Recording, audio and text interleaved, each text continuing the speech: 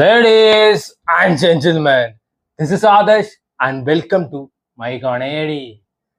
ഇപ്പൊ ട്രെൻഡിങ് ആയിക്കൊണ്ടിരിക്കുന്ന ഒരു റോംകോം ആണ് ഫങ്കി, നമ്മുടെ കയാദുവിന്റെ പടം. ഞാൻ ഇന്നലെ കണ്ടിട്ടുണ്ടായിരുന്നു. അത് കാണാനുള്ള മെയിൻ റീസൺ, ഞാൻ ഇൻസ്റ്റഗ്രാമിൽ ഒരു റീല് കണ്ടിട്ടുണ്ടായിരുന്നു. റീല് കണ്ടപ്പോ wow, what a beautiful love story. എന്നാ പടം കണ്ടപ്പോ പീക്ക് പീക്ക് അപരാധം.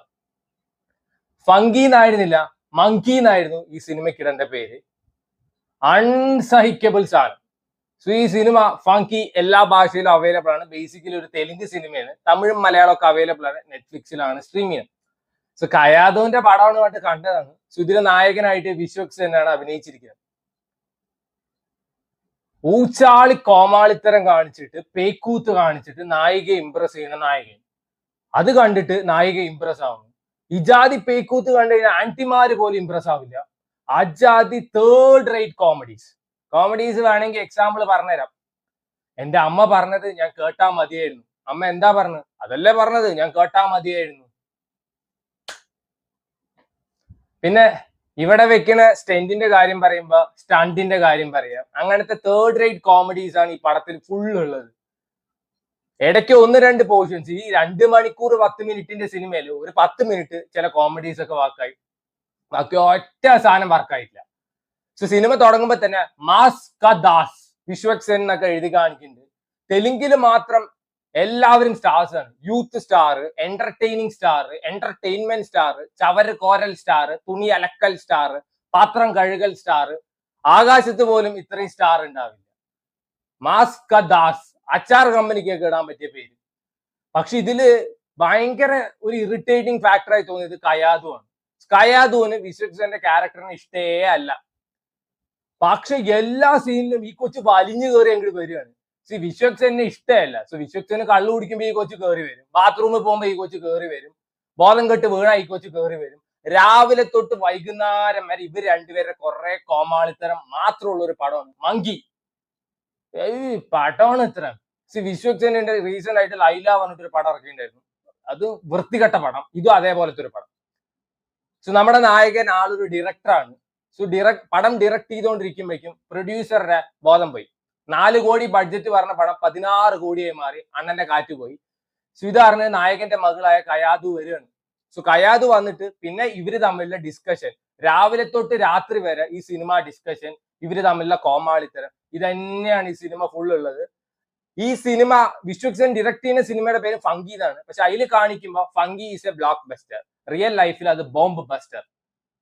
ഒരു പരട്ട പടം. ആൻഡ് എന്തൊക്കെ ഊച്ചാളി പാട്ടുകളും ഉണ്ട് ഈ സിനിമയിൽ. ഒരു പോർഷൻ പോലും എനിക്ക് ഈ സിനിമ കണ്ടിട്ട് വർക്കായില്ല. ഞാൻ ഒരു 10 മിനിറ്റ് എന്തോ ചില പോർഷൻസ് ഒക്കെ രസമുണ്ടായിരുന്നു. ബാക്കിയൊക്കെ വേസ്റ്റ് പടം. രാവിലെ ആവണു, സിനിമ ഡിസ്കഷൻ പറഞ്ഞിട്ട് ഇവര് നടക്കുന്നു. കയാദുവിനെ കാണുന്നു. കയാദു ഒരു നല്ല ഡ്രസ്സ് ഇട്ട് വരുന്നു. വിശ്വക്സൻ ഇംപ്രസ് ആവുന്നു. വിശ്വക്സൻ കുറെ ഫ്ലേർട്ട് ചെയ്യാൻ വേണ്ടി നോക്കുന്നു. കയാദു ഒഴിഞ്ഞു മാറുന്നു, വീണ്ടും വരുന്നു, ഡ്രസ്സ് മാറ്റുന്നു, ഒഴിഞ്ഞു മാറുന്നു. അയ്യോ. പിന്നെ പിന്നെ പിന്നെ പിന്നെ ടുവേർഡ്സ് എൻഡ് ഒക്കെ ആവുന്ന സമയത്ത് നമുക്ക് ഭയങ്കര പ്രെഡിക്റ്റബിൾ ആയിരുന്നു ഈ പടം എങ്ങടാണ് പോവാന്നുള്ളത്. ഒട്ടും വർക്കായിട്ടില്ല. ചില പോർഷൻസ് 10 മിനിറ്റ് പറഞ്ഞ അതിൽ ചില വിശ്വക്സന്റെ എക്സ്പ്രഷൻസ് ഒക്കെ കൊള്ളായിരുന്നു. സെക്കൻഡ് ഹാഫിലൊക്കെ ജൂനിയർ ആർട്ടിസ്റ്റ് പറഞ്ഞിട്ട് കൂട്ടുകാരെ കൂട്ടിയിട്ട് കൊണ്ടുവന്നിട്ട് കുറെ പേക്കൂത്തുണ്ട്. ഔന്നേ പറയാൻ തോന്നുന്നു. ആൻഡ് എനിക്ക് മനസ്സിലാവാത്ത കയാദു ഒക്കെ ഇത്ര ചീപ്പായോ? She was a part of 19ാം നൂറ്റാണ്ട്. അത് എജ്ജാതി കിടുപടമായിരുന്നു. എനിക്ക് തോന്നുന്നു കയാദുവിന്റെ ഏറ്റവും ബെസ്റ്റ് പെർഫോമൻസ് ഇതുവരെ നോക്കുകയാണെന്ന് വെച്ചാൽ അത് 19ാം നൂറ്റാണ്ടിലാണ്. പിന്നീട് അങ്ങോട്ട് സകലമാന പടത്തിലും വേസ്റ്റ് ക്യാരക്ടർ, കുറെ ഡാൻസ് കളിക്കാനും കുറെ ഗ്ലാമറസ് റോൾ ചെയ്യാനും മാത്രം. ഷീസ് എ ഗുഡ് ആക്ടർ, അതിലൊന്നും ഒരു ഡൗട്ടും ഇല്ല. പക്ഷെ at the end of the day ഇജാതി ആർക്കും വേണ്ടാത്ത പെട്ടത്തെങ്ങിലൊക്കെ പോയിട്ടാണ് അഭിനയിക്കുന്നത്. ആൻഡ് വിശ്വക്സേനിന്റെ കാര്യം സിമിലർ തന്നെയാണ്. ആളുടെ കുറച്ചു കാലം മുമ്പുള്ള പടങ്ങളൊക്കെ നോക്കിക്കഴിഞ്ഞു വെച്ചാൽ കിഡു സ്ക്രിപ്റ്റ് സെലക്ഷൻ ആയിരുന്നു അണ്ണന്റെ. പിന്നെ അത് കഴിഞ്ഞിട്ട് ഏതൊക്കെ ചവറിൽ കയറി അഭിനയിക്കാൻ തുടങ്ങി. റീസെന്റ് മെക്കാനിക് റോക്കി പറഞ്ഞിട്ടൊരു പടം കണ്ടിട്ടുണ്ടായിരുന്നു. അത് എനിക്ക് പേഴ്സണലി ഭയങ്കര ഇഷ്ടപ്പെട്ട ഒരു സിനിമയാണ്. ഇനി സെക്കൻഡ് ഹാഫ് എനിക്ക് നല്ലോണം ഇഷ്ടമായി. അതിന് കുറെ പേര് എന്നെ വന്ന് തെറി വിളിച്ചിട്ടുണ്ടായിരുന്നു. ഇജാതി ഊളപ്പടത്തിനൊക്കെ പൊക്കി പറയണു പറഞ്ഞിട്ട്. C at the end of the day it's cinema and it's all about perspectives. ഓരോരുത്തർക്കും ഓരോ പെർസ്പെക്റ്റീവ് ആണ്. ചിലവർക്ക് അത് ഭയങ്കര ഇഷ്ടമാവും, ചിലവർക്ക് അത് ഊച്ചാളിപ്പടമായി തോന്നും. കാൺ ബ്ലെയിം. കാരണം അത് സിനിമയാണ്. ഓരോരുത്തർ ആസ്വദിക്കുന്ന രീതി ഓരോ പോലെയാണ്.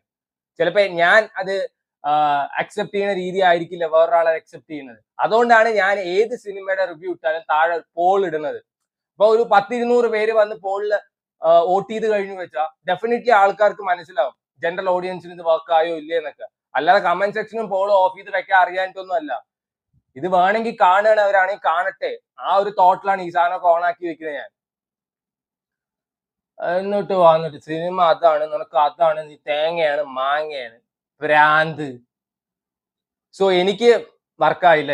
എനിക്ക് വർക്കാവാത്ത ഒരു പടമാണ് ഫങ്കി. ചിലവർക്ക് ഫങ്കി ഭയങ്കര കിടുപടമായിട്ടൊക്കെ തോന്നും. സോ വേണ്ടവർ കണ്ടു നോക്കുക. This movie is available on Netflix. എല്ലാ ലാംഗ്വേജിലും അവൈലബിൾ ആണ്. തമിഴ് ഉണ്ട്, മലയാളം ഉണ്ട് തോന്നുന്നു, ഐ എം നോട്ട് ഷുവർ. ഞാൻ കണ്ടത് തെലുങ്ക് തന്നെയാണ്. So try it out. Funky streaming on Netflix.